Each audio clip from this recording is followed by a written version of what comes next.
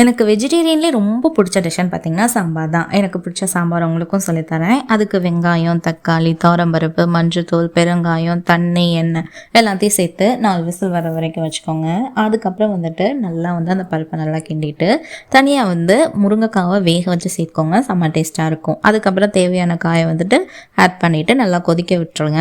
அதுக்கப்புறம் 3 ஸ்பூன் சாம்பார் பொடி ஆட் பண்ணிக்கோங்க. அதுக்கப்புறம் தேவையான அளவு புளி எல்லாத்தையும் போட்டு நல்லா கொதிக்க வச்சதுக்கப்புறம் கடைசியாக கொஞ்சமாக எண்ணெய், கடுகு, ஒரு 10 சின்ன வெங்காயம், கருவேப்பிலை எல்லாம் போட்டு நல்லா வதக்கி இதை ஃபைனலாக ஆட் பண்ணுங்கள். சாம்பார் செம்ம டேஸ்ட்டாக இருக்கும். சைட் டிஷ்க்கு வெண்டைக்காய் தான் செஞ்சுருந்தேன். வெண்டைக்காய் சின்ன சின்னதாக நறுக்கி அதை நல்லா வதக்கி எடுத்து வச்சுக்கணும். அதுக்கப்புறம் எண்ணெய், வெங்காயம், தக்காளி எல்லாத்தையும் போட்டு நல்லா வதக்கி எடுத்துட்டு அதுக்கப்புறம் மஞ்சள் தூள், மல்லித்தூள், மிளகாத்தூள், கொஞ்சமாக தண்ணி எல்லாமே சேர்த்து நல்லா வதங்கினதுக்கப்புறம் வதக்கி வச்சுருக்க வெண்டைக்காவும் ஆட் பண்ணிவிட்டு செஞ்சோன்னா வெண்டைக்காய் பொரியலும் ரெடி. நீங்களும் ட்ரை பண்ணி பாருங்கள். பாய் பாய்.